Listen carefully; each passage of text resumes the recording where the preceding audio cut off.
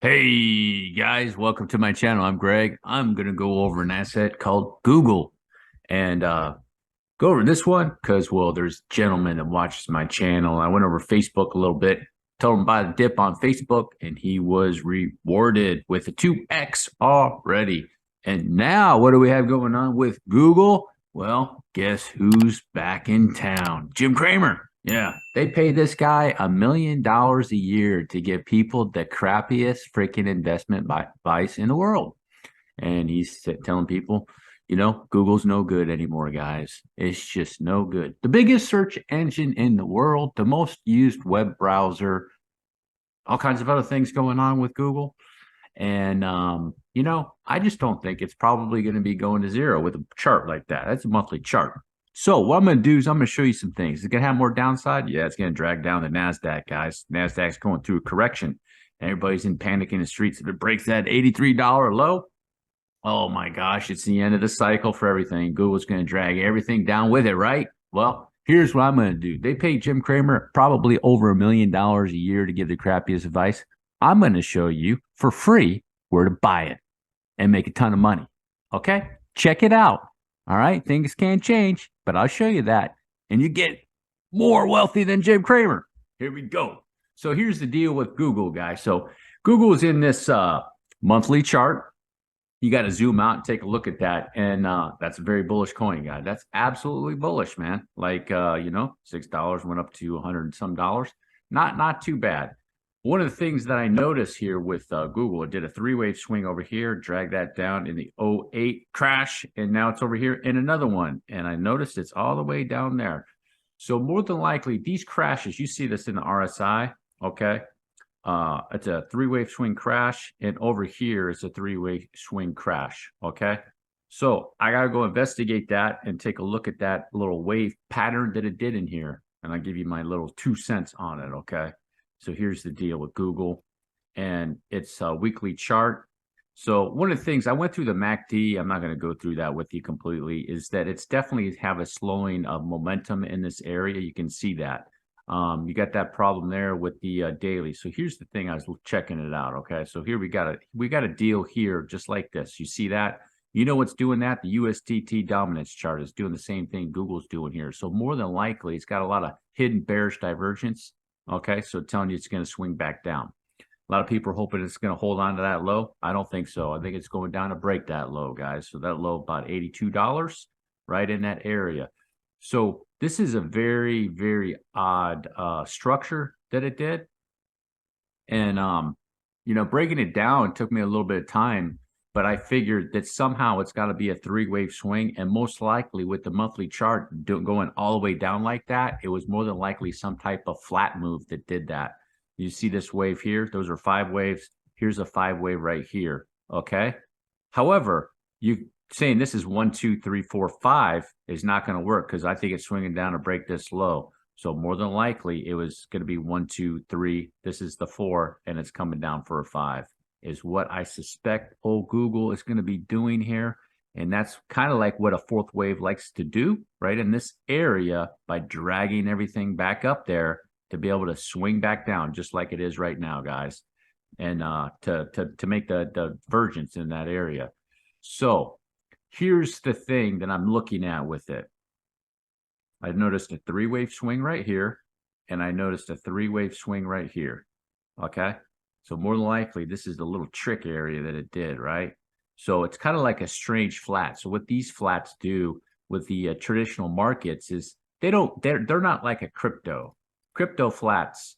So here's the crypto flat. It likes to go like this, and they're so bullish, they keep going up here, up. And then what do? They go up, down a little bit, back up, and bam, like that. Google, it didn't do that. It did it right here. So if I throw some fibs on it, what I'm going to do is I'm going to throw some fibs and just check this out right here. So here's the 3-wave move and potentially a 3-wave move right to there. Don't count that one, count that one. Is the area. I'm going to take it off log. You would check these without the log. So it already hit 2.618. I already hit it. So it's probably going to go down and break that area is what I'm going to suspect with it. Okay. So here's the deal. What I can do is I do think this is the AB. So it's AB and then 1, 2, 3, 4, 5. I think is what it's going to do, guys. Let me check the daily chart. So out of this wave, you want to check which one has the lowest momentum. And you can see this wave right here. Here's the third, this wave, third right there. So more than likely, this is a third wave. Let me check it on a 2-day chart. Yeah, you see right there.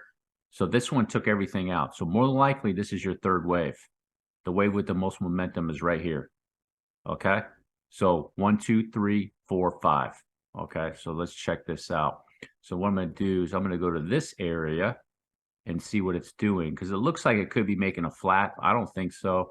So you look at like a 3-wave swing and then it's coming down aggressively in this area. Is that a flat? It remains to be seen. Now it could be 1, 2, 3, 4 making something goofy in that area. That's a possibility. I think it's going to come down and break it, guys. So let's check this one out. Let's say this is 1, 2, 3, 4, 5. So it could do something like this. So like a 1, 2, here's the 3, back up for a 4, and then like a 5. And then it's going to do a whole nother wave sequence back down like that, potentially with it. So let me see here. 1, do a retrace back up. So it's going to be in this area for a little while. And then let me go up a little bit more. So something like this potentially is what I'd be checking out. 1, 2, and then back down for this 3 in this area, maybe more like 1 to 1, and then back down 1.618 to finish it all off. Probably somewhere right in that area, something like that.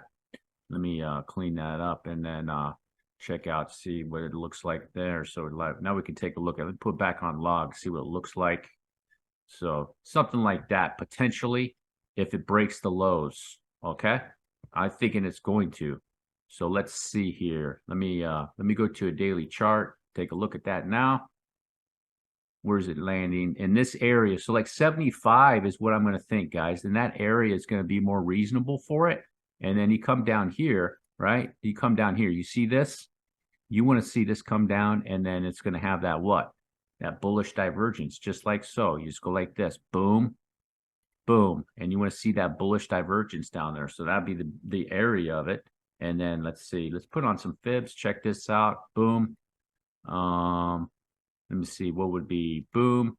And then right in, so yeah, like 3.618, kind of like an Amazon correction, guys, you know, something like that potentially. So this would be the move. This would be the move. More than likely is what I think it's got going on here, guys. Here's your 1, here's your 2, here's your 3, here's your 4, here's your 5. Okay. And then the whole thing is like this.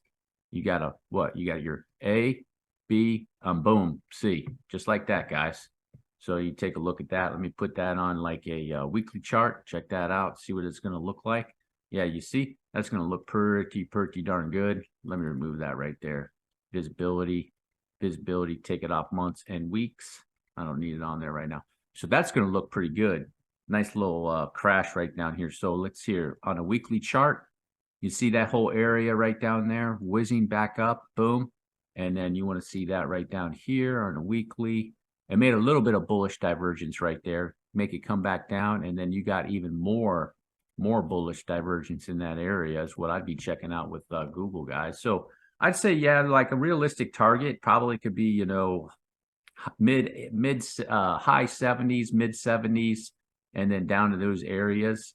I don't see it going all the way down to the 50s, guys, but it would probably, in my opinion, really have to do, if you want to see that, you'd have to see this, complete this sequence, swing back up, and then swing back around on a long, real long, drawn-out correction. How long has this been going on? Since November of 21, and this will be March of 23. That's not too bad to me. So go back out to a monthly chart, take a look at that, you know, and then this right down here will probably be even lower. Or no, it looks like it's making a little bit of divergence down there, but you know, it'll just come down. You might even have monthly you'll have monthly bullish divergence, guys, possibly on that move right there. You could have monthly bullish divergence, which isn't much, but you could have it right there, you know. But the monthly chart is just looking for the you know, what did it do on its reset, on its cycle? Okay, its cycle right here. So basically, it's come around and almost reset that whole cycle on Google, guys. So it's more or less a wave 2 crash. So this is a wave 1. See, this is a couple things here. You know, you got your monthly RSI. You see how this is the highest and this is over here is lower. So this is a lower sequence, but it could be 1, 2. It's either going to be 1, 2, 1, 2, or this is 1, 2, 3. This is the 4 and then a 5 up here. So basically, if this is going to be the 4, Google's going to go to the 5, and you'll have a run probably about that size over here for Google, guys. So you're looking at, 600%.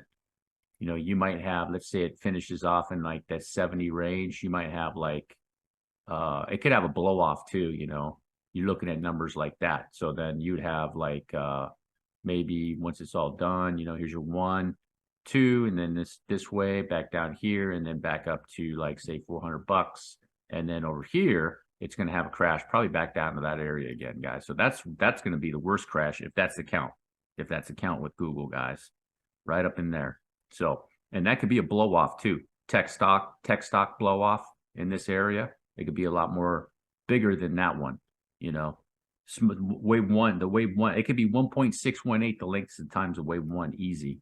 So just give you an idea, just a 1-to-1 is going to be just generally in that area. Let's say it gets down, let's say, what is that, 60, maybe conservative 60, you're looking at, $500 in a blow off all the way up into these areas. That's pretty, years down the road, guys. So that's the area. That's what I'd be looking at with Google, guys, on this chart. Okay. On a weekly chart of it coming down just like so. Because I think it's going to break the lows unless it's pulling off some sort of goofy sequence in there that I can't figure out at the time being with what's going on with Google. But it looks like it's coming down for that low, like 5. That's wave 1, 2, 3, 4, 5. 1, 2, 3, 4, 5. Bullish divergence right there. And your ABC, classical ABC crash, 3-wave crash. That's a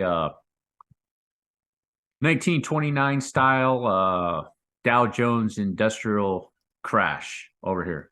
I'll show you guys right here. It's a weekly chart. Go back to 1929 in the Dow Jones industrial. Where am I at? And I'm in the 30s right here, guys. Yeah, you see that's your ABC. 5, 3, bam. 5. And that's what Google did, except on a smaller scale. If you made it all the way to the end, do me a huge favor, drop a like, hit the subscribe button. Peace.